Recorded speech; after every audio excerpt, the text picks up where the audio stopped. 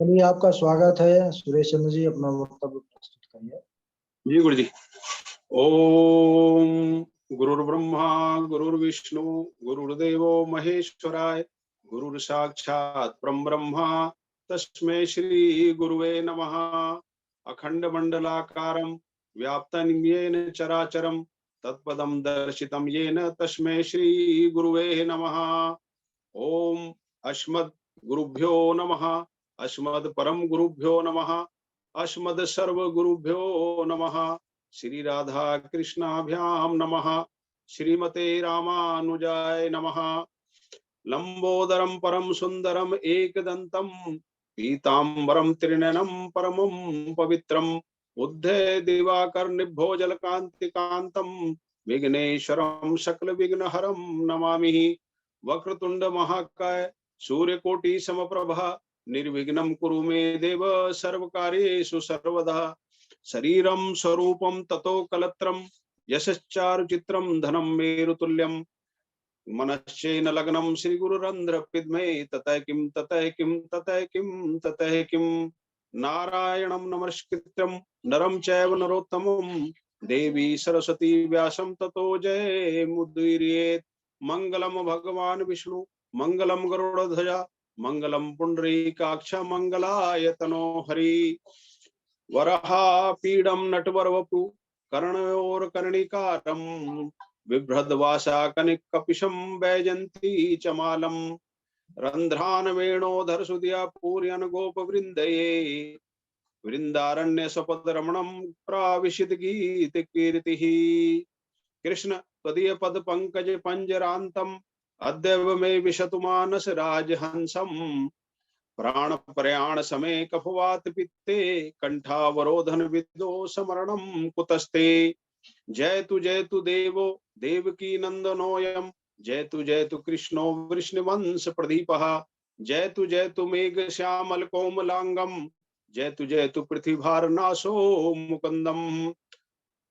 अंजनानंदनम वीरम जानकी शोकनाशनम कपीशमक्षहंतारम वंदे लंका भयंकरम। रामाय रामभद्राय रामचंद्राय वेदसे रघुनाथाय नाथाय सीताय पतये नमः। मूकं करोति वाचालं पंगुलंघते गिरिं यत्कृपातमहं वन्दे परमानंदं माधवम। भक्त भक्ति भगवंत गुरु चतुर नाम वपु एक इनके पद वंदन किए नाशत विघ्न अनेक। राधे मेरी मात है पिता मेरे घनश्याम इन दोनों के चरणों में मेरा कोटि कोटि प्रणाम। राधे मेरी स्वामिनी और मैं राधे को दास जन्म जन्म मोहि दीजियो श्री वृंदावन को वास। वृंदावन के वृक्ष को मर्म न जाने कोई यहाँ डाल डाल और पात पात पर राधे राधे होय। जय जय श्री राधा रमण जय जय नवल किशोर जय गोपी चित चोर प्रभु जय जय माखन चोर। नमः परमहंसा स्वादित कमल चरण चिन्ह मकरंदा भक्त जन मानस निवासाय श्री रामचंद्राय। श्री लक्ष्मीनाथ समारंभाम नाथयामुन मध्यमाम अस्मदाचार्य परंताम वंदे श्री गुरु परंपराम वंदे श्री गुरु परंपराम। अनंत कोटि ब्रह्मांड नायक अचिंत्य कल्याण गुणगण निधान सर्वेश्वर सर्वाधिपति अकारण करुणा वर्णालय अकारण करुणा कारण सकल जन कल्य सापहारक परात्पर प्रब्रह्म अनंत कोटि कंद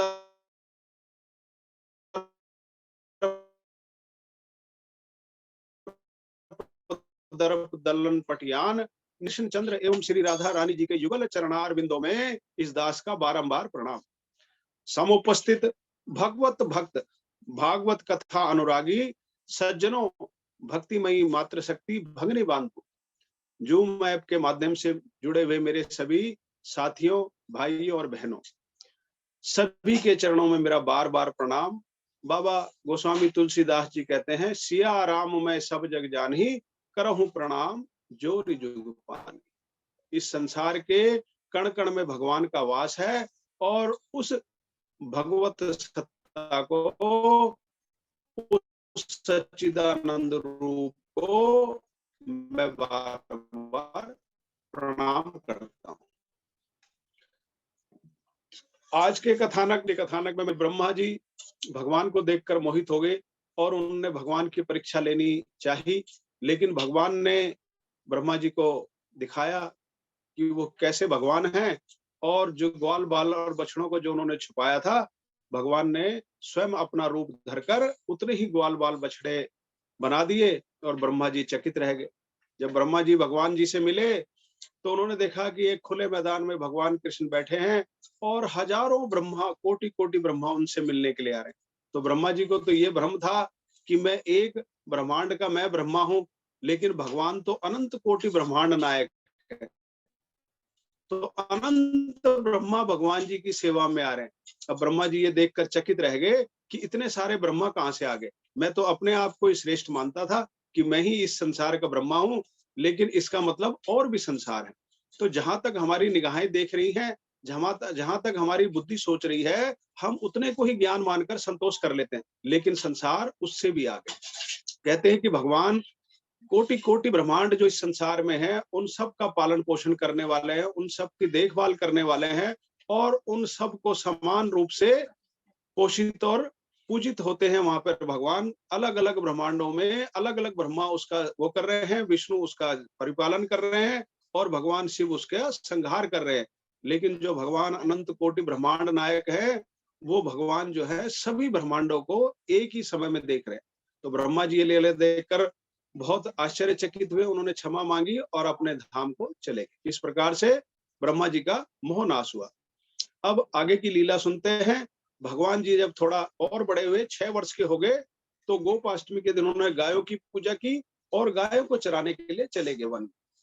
एक दिन वन में गौवें चरा रहे थे, उसी श्रीदामा नामक ग्वाल ने श्री कृष्ण और बलराम से कहा कि भैया यहाँ से कुछ ही दूर पर एक सुंदर ताल वन है, उसमें बड़े मीठे ताल के फल पके हुए हैं जो बड़े ही स्वादिष्ट है, लेकिन वहां पर एक बड़ा दैत्य वहां रहता है, धेनुकासुर, जो किसी को ताल के फल लेने नहीं देता।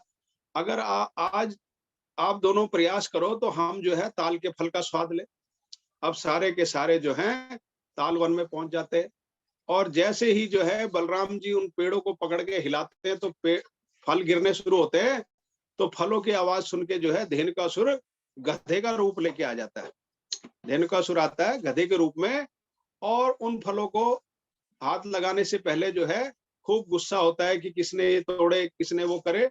तो श्री कृष्ण और बलराम जी जब ये सुनते हैं तो वो जो है उसको ललकारते हैं, और धेनुकासुर जब दौड़ता हुआ उनकी तरफ को लपकता है तो बलराम जी उसको पैरों से पकड़ कर घुमा लेते हैं और पीछे के दोनों पैर पकड़ के नीचे पटकते हैं, तो उसका क्या हो जाता है, गोविंदाय नमो नमः। इस प्रकार से कुछ संतों ने कहा कि जो भगवान के भक्त थे, जो भगवान को जो है वीर के रूप में देखना चाहते थे, वो दैत्य के रूप में आए। वो भी भगवान के भक्ति हैं, सभी अपनी अपनी मुक्ति कराने के लिए, क्योंकि भगवान नारायण धरती पे आए हुए हैं, तो अलग अलग असुरों के रूप में उनके समक्ष उत्पन्न हो रहे हैं, और भगवान उनको एक एक करके सदगति दे रहे हैं। जा सब वहीं रहे हैं, चाहे प्रेम से भजो, भगवान कह रहे हैं जिस भी भाव से मुझे भजो, शत्रुता से भजो, मित्रता से भजो, प्रेम से भजो, वात्सल्य से भरो, किसी भी रूप में तुम जब मुझे याद करोगे तो मैं तुम्हें उसी रूप में नजर आऊंगा। तो ये जो दैत्य हैं, ये सारे भी भगवान के भगत हैं। इनको ऐसा मत समझना ये कोई साधारण लोग हैं जिनको मारने के लिए स्वयं नारायण अवतार लेके आए हैं। वो कोई साधारण नहीं है, वो भी भगवान के भक्त हैं। बस वो अपनी मुक्ति के लिए इस रास्ते को चुन रहे हैं। और जो गोपियां बनी हुई है, वृक्ष बने हुए हैं, ग्वाल बाल है, वो भगवान के थोड़ा नरम स्वभाव वाले भक्त हैं जो भगवान को प्रेम से भज रहे हैं। तो भगवान ने कहा जिसकी जैसी इच्छा वो उस रूप में आ जाओ। कोई माता बन के आई, कोई गोपी बन के आई, कोई ग्वाल बन के आया, कोई कहते हैं कि ग्वाल बाल बन के आए, कोई गाय बन के आ गई, कोई वृक्ष बन गए, और कोई तो धूल के कण ही बन गए। तो ब्रिजरज आज भी इतनी पवित्र है कि उसको सब लोग अपने मस्तक पे लगाते हैं कि इसमें भी ऋषि मुनियों का, इसमें भगवान के भक्तों का वास है और भगवान की चरण धूलि इसमें मिली हुई। तो धेनुकासुर का उद्धार हो गया और उस वन से उसका सदा के लिए आतंक खत्म हो गया। अब इसी प्रकार से आगे बढ़े तो कालियामर्दन लीला आ रही है भगवान की। परीक्षित को कह रहे हैं, परीक्षित कह रहे हैं एक दिन सूत गोस्वामी कहते हैं कि हे परीक्षित, एक दिन भगवान कृष्ण ग्वाल वालों के साथ गौवे चरा रहे थे। गर्मी का समय था, गायों को बहुत जोर की प्यास लगी और अनजाने में ही उन्होंने काली दह का जल पी लिया, विषैला पानी पी लिया। उसमें कालिया नाग रहता था जिसका विष चारों तरफ उसको दूषित रखता था। तो काली दह का जल जब उन्होंने पिया गायों ने, तो सब मरणांत हो गई, मर गई। भगवान ने जब देखा कि सारी गाय हमारी मर गई, तो उन्होंने अपनी अमृतमय दृष्टि से उनको जीवित कर दिया। भगवान का तत्व जो है हमारे अंदर विराजमान है और हमारे हृदय के अंदर से ही हमारे को अच्छी बुरी आदतों से बचा रहा है। ये गायों ने जो पानी पिया, विषैला पानी, वो बुरे आचार विचार जब हमारे उसमें आते हैं तो हमारी भी गायों वाली स्थिति हो जाती है, हमारी भी आत्मा के ऊपर पर्दा पड़ जाता है और हम भी मरणासन स्थिति में आ जाते हैं। लेकिन जब भगवान कृपा करते हैं, अपनी अमृतमय दृष्टि अंदर से डालते हैं, तो हम पुनः उत्साहित होकर भगवान की तरफ को फिर दोबारा प्रयास करते हैं। भगवान कहते हैं कि बार बार यत्न करो। मन को भी गीता में ये कहा कि मन भी जो है भगवान का रूप है। अब जब भगवान का रूप मन है, तो वो इतनी जल्दी काबू में आने वाला नहीं। उसको काबू में करने का सिर्फ एक तरीका है मेरे प्यारे साथियों, कि हम ज्यादा से ज्यादा भगवान का चिंतन करें, ज्यादा से ज्यादा भगवान की कथाएं सुने, ज्यादा से ज्यादा भगवान का भजन करें, ज्यादा से ज्यादा उनकी लीलाओं को स्मरण करके अपने दिमाग को उस तरफ लगाए रखें। जब हम इस प्रक्रिया में लीन रहेंगे, तो धीरे धीरे हमारा जो मन है वो अपने आप ही भगवान के इर्द गिर्द घूमने लग जाए। अभी मन की क्या गति है? अभी मन की गति बाह्य है, बाहर की तरफ है। जैसे हम नजर डालते हैं तो बाहर को डाल रहे, कान जो है बाहर की ध्वनि को सुन रहे, मुंह जो है दूसरों को बोल रहा है। तो ये सारे कुछ कहते हैं, भगवान कहते हैं जैसे कछुआ अपने सारे, गीता में बता रहे हैं कि जैसे कछुआ अपने सारे अंगों को समेट के अंदर कर लेता है, वैसे ही हमने इन सब इंद्रियों को समेट कर अपने अंदर जो प्रभु हैं उनकी तरफ को ले जाना, उनसे बात करनी है, उनका भजन सुनना है, उनकी कथाएं सुननी है, उनकी लीलाएं सुननी है। तो क्या होगा, अंदर से ही वो विष धीरे धीरे कम होने लग जाएगा।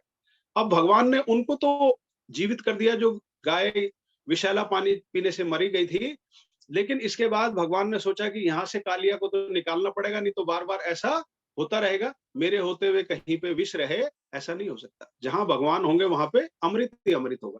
तो अब भगवान ने उसके लिए क्या योजना बनाई कि एक दिन सभी ग्वाल वालों को लेकर उस तट पे पहुंच के काली दह के पास, और वहां पे गेंद और बल्ले का खेल खेलने लगे।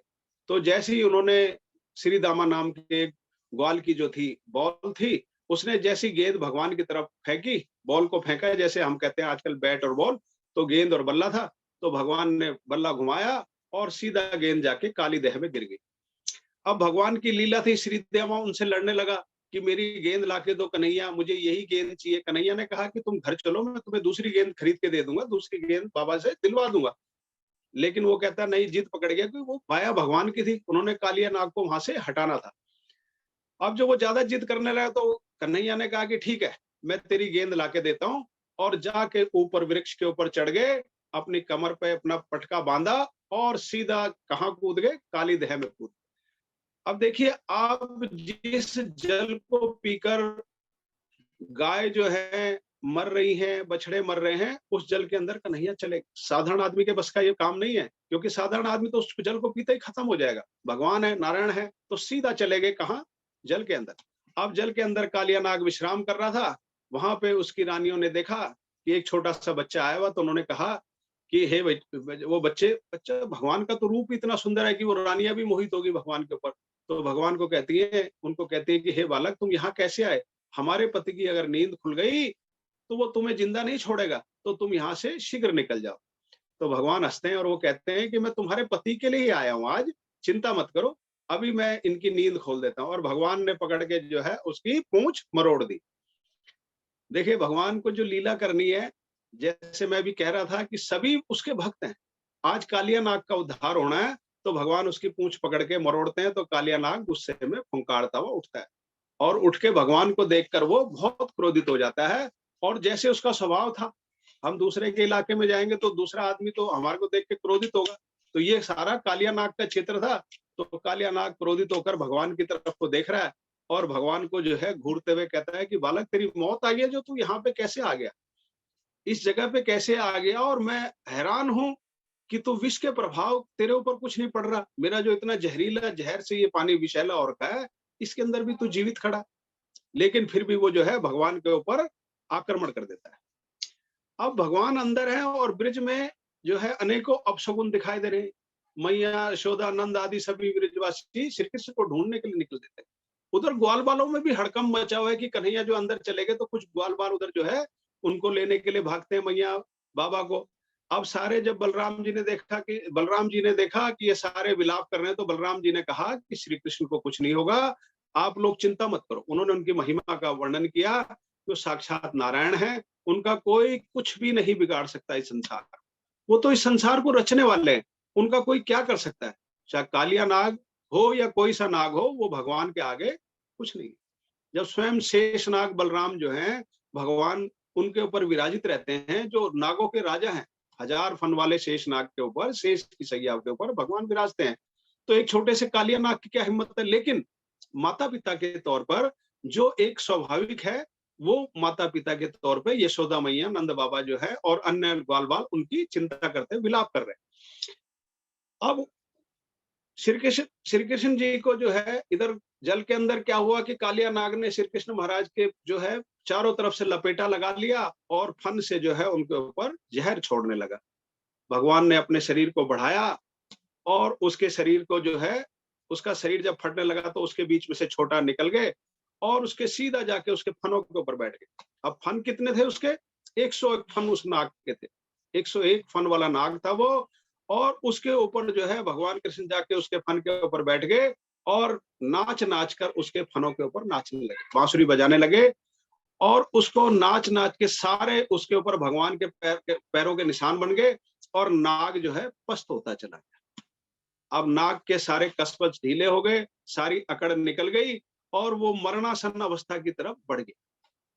त्रिलोकीनाथ जो इस सारे संसार का पालन पोषण कर रहे हैं, वो अगर किसी के सर के ऊपर बैठ जाएं और उसको सबक सिखाना चाहे तो उस भार को कौन झेल सकता है। वही हालत कालिया नाग की हुई कि आज कालिया नाग जो है पस्त हो गया। तो उसकी रानियां जो हैं देखती हैं कि आज तो भगवान इसको छोड़ेंगे नहीं, तो वो स्तुति करती है भगवान की। क्या कहती हैं? न्यायो हि दंड कृत किल विशेषमी शतावतारः खल निग्रहाय रियो सुतानपि पितुल्य दृष्टे धर्त से दमा फल में वानुशंसना। क्या कहती है? प्रभु, आपका अवतार तो दुष्टों को दंड देने के लिए ही हुआ है। आपने जो इस अपराधी को दंड दिया वो सर्वथा उचित है। भगवान को कह रही कि भगवान जो आप इसको दंड दे रहे हो, क्योंकि इसके भय से यहाँ कोई आता नहीं था और पता नहीं कितने ही जानवर और जंगली और आदमी जो है इसके चक्कर में यहाँ पे मर गए थे। तो इसको जो आप दंड दे रहे हो वो बिल्कुल सही दे रहे हो। आपकी दृष्टि में शत्रु और मित्र दोनों बराबर हैं। प्रभु, आप यह मरने वाला है, इसलिए इसे प्राण दान दीजिए, हमारी खातिर इसको प्राण दान दीजिए। रानियां प्रसन्न वो कर रही है, भगवान की स्तुति कर रही है। इस प्रकार भगवान श्री कृष्ण ने कालिया नाग को छोड़ दिया। अब कालिया नाग को जब होश आया तो उसने भगवान कृष्ण से कहा, वो भी स्तुति कर रहा है। वयम खलास होत्पत्त्या तामसा दीर्घमन्यवः स्वभावो दुस्तेजो नाथा लोकानाम यद सदग्रह। क्या कह रहा? लोकानाम यद सदग्रह। प्रभु, हम तो जन्म से ही दुष्ट और तमोगुण स्वभाव के। अब नाग है, कह रहे कि हम तो जन्म से ही वयम खलास होत्पत्त्या, हम तो खाली पैदा हुए, दुष्टी पैदा हुए, आपने हमारे को जन्म ही ऐसा दिया है। हमारा तमोगुण स्वभाव है। प्राणियों को अपने स्वभाव का त्याग करना अत्यंत कठिन है। बहुत तप करके ऋषि मुनि अपना स्वभाव बदलते थे, नहीं तो ज्यादातर ऋषि मुनि क्रोधित होते थे और क्रोध में ही वो अपना तपस्या का फल खो बैठते थे। शांत होने में, अपना स्वभाव छोड़ने में, जो हमारा स्वाभाविक स्वभाव है उसको छोड़ने के लिए ही सारी तपश्चर्या वगैरह होती है। तो कालिया नाग भी कह रहा है कि हे प्रभु, मैं तो खली पैदा हूँ, मैं तो मूर्ख ही हूँ, मैं तो दुष्ट ही पैदा हुआ हूँ और तमोगुण मेरे अंदर है, तो मैं अपना स्वभाव कैसे छोड़ दूं। प्रभु, इस जगत की सृष्टि आपने की है, इस जगत में नागों की उत्पत्ति भी आपने की है और आपने ही क्रोधी स्वभाव का हमें बनाया है। तो इसमें मेरी क्या गलती है जो मैं आपके ऊपर क्रोध कर रहा था। देखिए, वो बिल्कुल सही स्तुति कर रहे हैं कालिया नाग भी। कालिया नाग बिल्कुल सही स्तुति कह रहे हैं कि भगवान आपने मुझे जैसा बनाया वैसा हूँ। अब शेर है, शेर का स्वभाव है जंगली जानवरों को खाना, तो वो जंगली जानवरों को खाएगा, उसमें उसका स्वभाव है। भगवान का उसका भोजन वही है। अब हम कहें कि शेर घास खाने लग जाए तो घास कैसे खाएगा? उसका तो आहार ही भगवान ने वो नियुक्त किया है। तो ये सृष्टि का चक्र भगवान ने बैलेंस किया है, एक इस प्रकार की व्यवस्था करके कि एक दूसरे का भोजन है, दूसरा दूसरे का भोजन है। इसको जो साइंस के स्टूडेंट है वो फूड साइकिल कहते हैं। तो उसमें हमें ये अन्यथा नहीं लेना चाहिए कि भाई वो शेर जो है उसको मार रहा है तो उसको पाप लग गया, वो उसका स्वभाव है और उसके लिए भगवान ने वैसा ही कर्म नियुक्त किया है।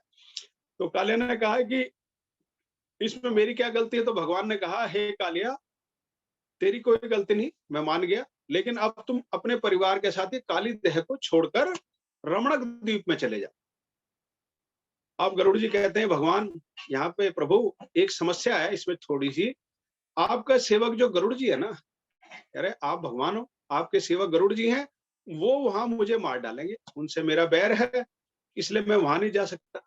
तो भगवान कह रहे हैं कि कालिया, अब तुम वैष्णव हो गए हो। कैसे वैष्णव हो गए हो? क्योंकि मेरे पैर के निशान तुम्हारे सर के ऊपर, और जहां भी मेरे पद चिन्ह होंगे उनको गरुड़ जी पहचानते हैं, और वो ये पद चिन्ह देखकर तुम्हारे ऊपर हमला नहीं करेंगे। क्योंकि भगवान के जितने भक्त हैं, वैष्णवों के जो भी लक्षण हैं, वो अब मैंने तुम्हारे अंदर भी पैदा कर दिए। भगवान उसको समझा रहे हैं कि मेरे पद चिन्ह तुम्हारे फनों पे बन गए हैं, तो गरुड़ जी तुम्हें नहीं मारेंगे। तो राजा परीक्षित पूछते हैं, गुरुदेव, कालिया द्वीप किस कारण से रमण द्वीप छोड़कर काली देह में आ गया था? क्या कारण था? तो सुखदेव गोस्वामी कहते हैं कि परीक्षित, जब गरुड़ जी अनेकों नागों का संहार कर रहे थे, नागों की और गरुड़ों की भी एक कथा है कि नाग कद्रू माता और विंता माता इनकी थी, गरुड़ों की और नागों की माता। तो दोनों के बीच में एक दिन ये शर्त लगी कि भगवान सूर्य के घोड़े का रथ सफेद है या काला।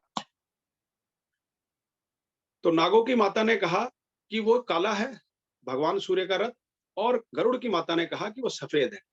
हालांकि सफेद ही था, लेकिन वहां पे छल किया गया, और जो नागों की माता थी, नाग माता, उन्होंने कहा कि सारे के सारे जाके जो है भगवान सूर्य के घोड़े के शरीर में लिपट जाओ, तो उसका रंग काला हो जाएगा। तो गए नाग सारे और भगवान सूर्य के घोड़े से निपट गए। जब सुबह सूर्य देव आए तो सबने देखा कि वो घोड़े का रंग काला है। अब शर्त ये लगी थी कि जो भी शर्त हारेगा वो दूसरे की दासी बनेगी। अब गरुड़ माता दासी हो गई। तो गरुड़ जब बड़े हुए तो उन्होंने देखा कि मेरी माता तो दासत्व में है, और दूसरी माता है, दोनों वो सगी वो थी, सौतेली माता वो थी, दोनों कश्यप ऋषि की पत्नियां थी दोनों। तो उन्होंने देखा कि एक माता तो बड़ा सम्मान से है और दूसरी माता दासी के रूप में। तो उन्होंने अपनी माँ से पूछा कि माता, ये दासी होने का तुम्हारा क्या कारण है? तो उन्होंने कहा कि बेटा ऐसे ऐसे हम में शर्त लगी थी। तो गरुड़ भगवान जो है अपनी माता को दासत्व से छुड़ाने के लिए बहुत पुरुषार्थ करके कई लोगों को पार करके वहां तक जाते हैं, और फिर नागों को हटाकर अपनी माता को दासत्व से मुक्त करते हैं। तो वहीं से वो बैर चल रहा था नागों का, गरुड़ का। तो गरुड़ भगवान जब सबको मार रहे थे तो सभी सर्प ब्रह्मा जी की शरण में आए, और तब ब्रह्मा जी ने ये नियम बताया कि तुम एक एक सर्प की भेंट गरुड़ जी को किया करो। अब जिस दिन कालिया नाग की बारी आई तो उसने मना कर दिया, और अन्य सर्पों ने जब गले बलि की व्यवस्था करी तो कालिया नाग उसे भी खा गया। ये बात जब गरुड़ जी को पता चली तो उन्होंने कालिया नाग पर आक्रमण कर दिया। जब कालिया नाग नहीं जीता तो उसे भागकर यहाँ काली दह में आ गया। अब काली दह में क्यों आ गया?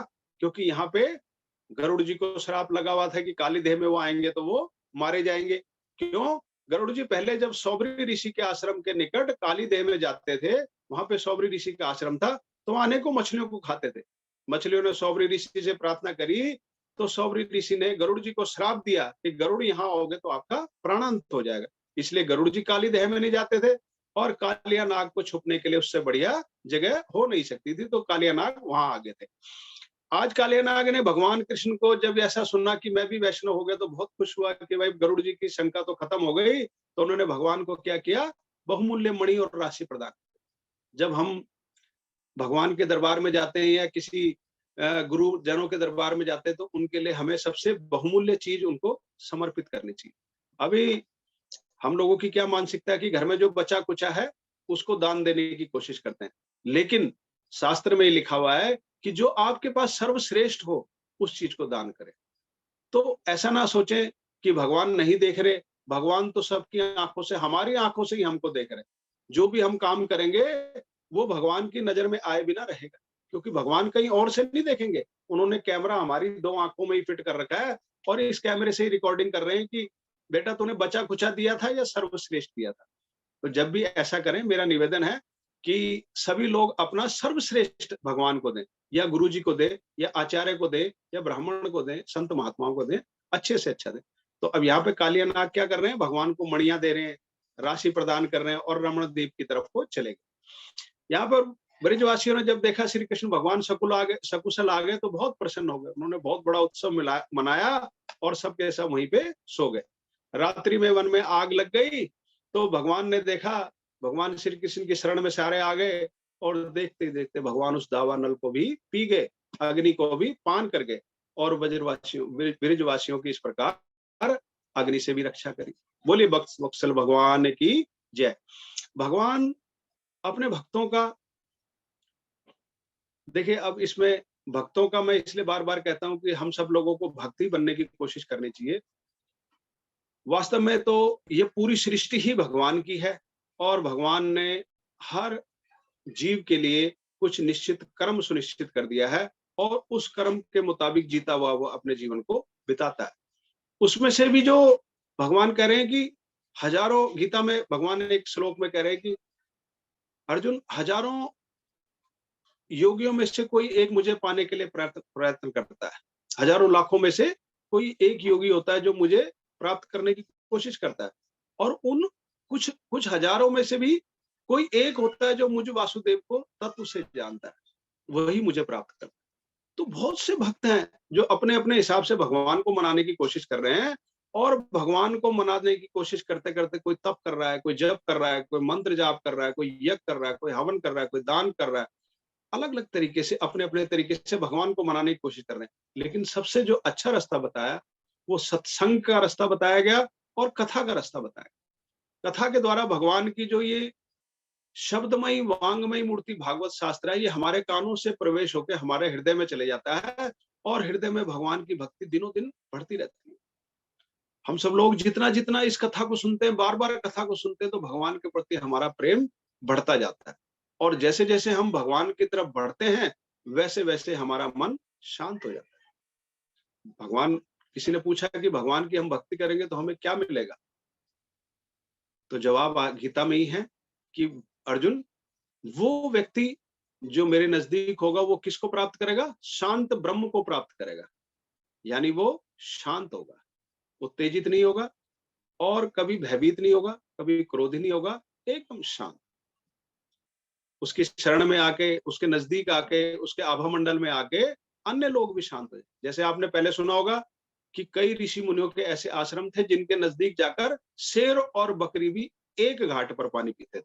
यानी वहां ऐसी वाइब्रेशन हो जाती थी, ऐसा उनका आभा मंडल हो जाता था, ऐसी उस मंत्र शक्ति का, उनके तप का प्रभाव था कि सभी जो भी उसमें आता था वो शांत हो जाता। पुराने ऋषियों के आश्रम में आप जाइए, आप भ्रमण कीजिए, तो आपको वहां जाके एक विशेष शांति प्राप्त होगी। हालांकि उन्होंने तप किया था कई हजार साल पहले, लेकिन कई हजार साल के बाद भी आज भी उनके तप का प्रभाव वहां पे मौजूद है। अभी मैं काशी विश्वनाथ गया था तो रामानंदाचार्य जी के आश्रम में गया, श्री मठ में, जो वहीं घाट के पास ही है। तो उस मठ से जो है कबीरदास और रविदास और पीपा और अच्युतानंद जी, बहुत सारे 12 शिष्य निकले जो अपने सदना भगत थे और भगत जो है धन्ना जाट थे, ये भी वहीं से निकले थे, उसी परंपरा से। रामानंदाचार्य जी ने भक्ति का इतना प्रचार प्रसार किया कि उन्होंने जातिवाद को पूरी तरह खत्म कर दिया। उत्तर भारत में जो भक्ति की लहर चली उसमें रामानंदाचार्य जी का बड़ा उच्च स्थान। उन्होंने अपने शिष्यों को परंपरा से हटकर भगवान की भक्ति की तरफ प्रेरित किया।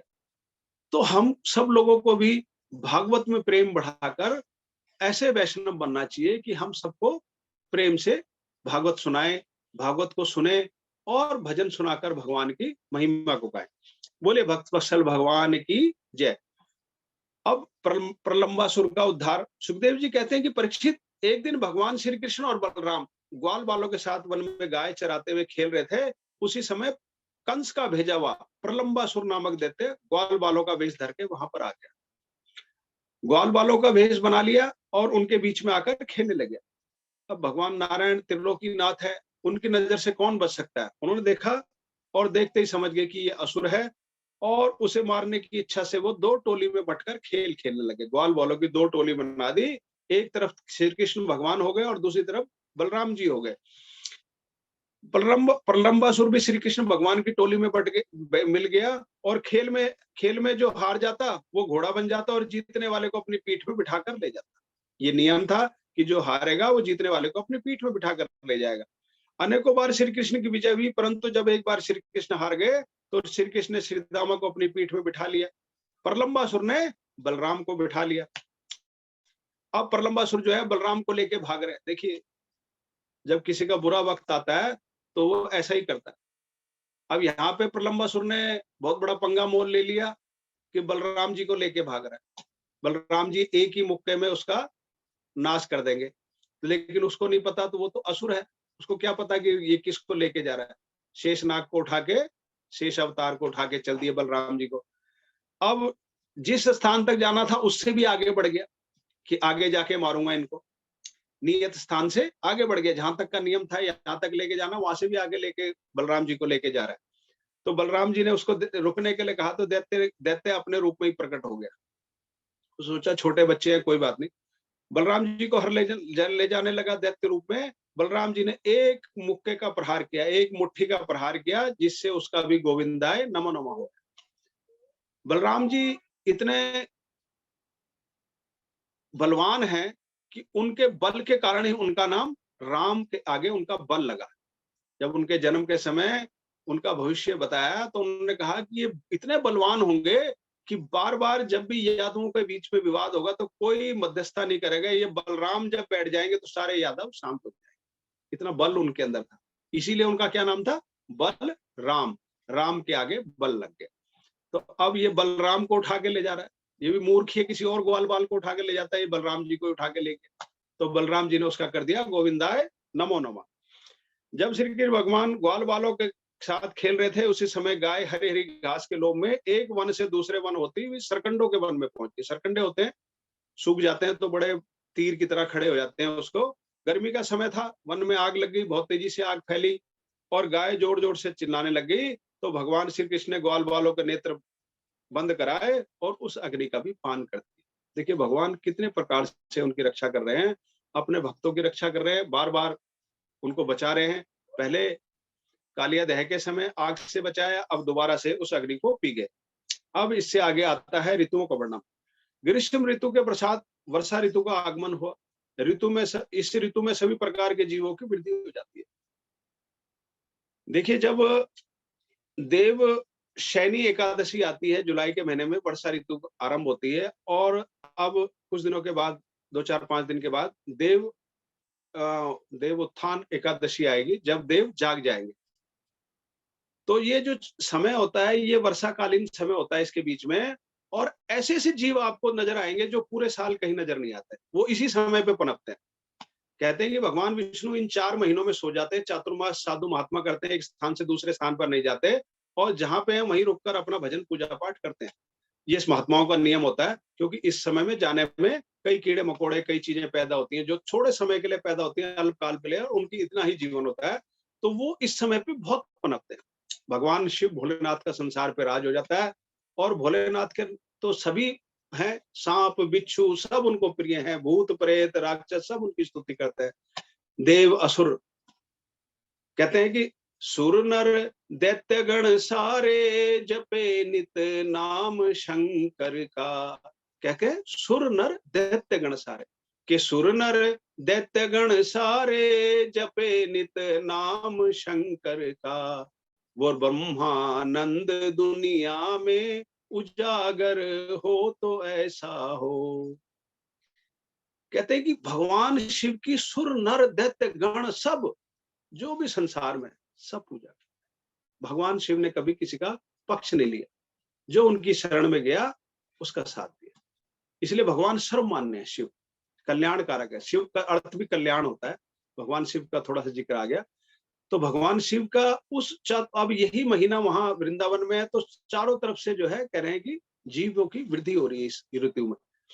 आकाश में नीले नीले काले बादल आ जाते हैं, बिजली बार बार चमकने लगती है, सूर्य चंद्रमा तारे छिप जाते हैं, सूर्य रूपी राजा जो पृथ्वी की प्रजा को 8 महीने के रूप में जल दिया था, जल के रूप में, कर के रूप में लिया था, करेक्ट टैक्स के रूप में सूर्य ने लिया था, उसको अब लौटा रहे हैं धरती को वापस।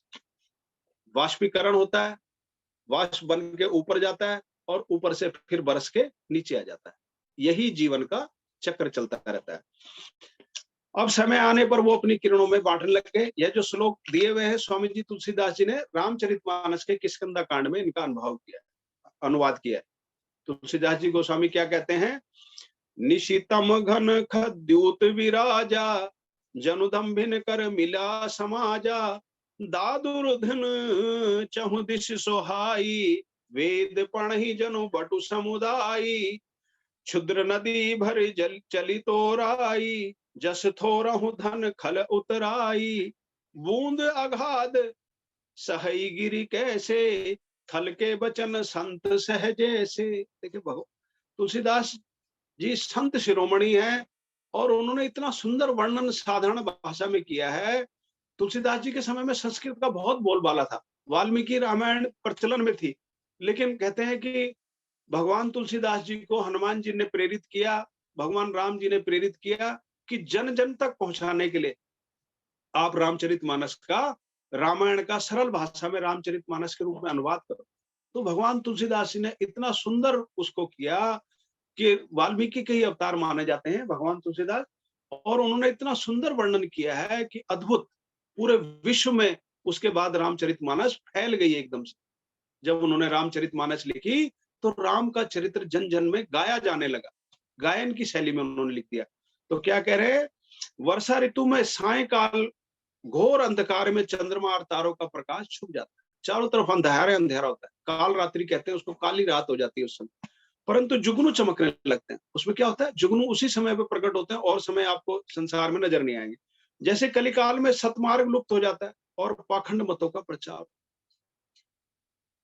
किसी शास्त्र में मैंने पढ़ा था कि कलयुग ने कहा, कबीरदास जी से संवाद हुआ कलयुग का, कबीरदास ने कहा कि हे कलयुग में आपका प्रचार प्रसाद रोकने के लिए सतगुरु पैदा करूंगा। तो कलयुग हंसने लगे, बोले कबीर आप तो एक सतगुरु पैदा करोगे और मैं घर घर में गुरु पैदा कर दूंगा। यानी आज कोई शिष्य बनना नहीं चाह रहा, हर व्यक्ति गुरु बनना चाह रहा है। पहले शिष्य के रूप में इतनी सेवा कर ले, अच्छे से शिष्य बन जाए, तो गुरु बनने को तो भगवान उसको बनाता है कि नहीं बनाता है, ये भगवान की इच्छा है। लेकिन हम लोगों की इस कलयुग में क्या इच्छा हो रही है कि हर व्यक्ति गुरु बनना चाहता है, शिष्य कोई नहीं बनना चाहता। कि भैया शिष्य बन जाओ, शिष्य बने रहोगे तो अच्छा रहेगा। गुरु के ऊपर बहुत जिम्मेदारियां होती है। गुरु के ऊपर तो जो हम अभी कह रहे थे, भक्त भक्ति भगवंत गुरु चतुर नाम वपु एक, इनके पद वंदन किए नाशत विघ्न अनेक। कि भक्त भक्त भक्ति भगवंत गुरु ये सब नाम चार है, लेकिन ये सारे एक ही चीज हैं और भगवान का रूप होने के कारण इनके पग वंदन हमको करना चाहिए। तो आप अच्छे से एक शिष्य बनिए। शिष्य के रूप में आप जब आ जाएंगे तो गुरु आपको क्या देंगे वो एक समय तय करेगा, लेकिन अच्छे से शिष्य के रूप में अपना कर्तव्य निभाइए। चारों ओर प्रातःकाल मेढकों की ध्वनि सुनाई देने लगी। जैसे प्रातःकाल सज धज कर ब्राह्मण बटुक वेद को पाठ कर रहे हो, छोटी छोटी नदी नाले उमड़ उमड़ कर बहने लगते हैं। जो छोटी छोटी नदियां होती है पूरे साल हमें दिखती है कि थोड़ा सा पानी है, लेकिन जब बरसात होती है तो पूरे भर जाती है, पूरे नदी बन जाती है वो भी। उसी प्रकार जैसे थोड़ा सा धन प्राप्त करके दुष्ट पुरुष इतराने लगता है, दुष्ट पुरुष के हाथ में थोड़ा सा धन आ जाए तो उसको खर्च करने की सोचता है, उसको बचा के नहीं रखता कि भाई चलो नाम धन मिला है, कुछ और मिला है तो इसको थोड़ा सा बचा ले विपद काल के लिए। वो उसको तुरंत खर्च कर देगा, इतराने लग जाएगा, दूसरों के ऊपर प्रभाव झाड़ने लगेगा।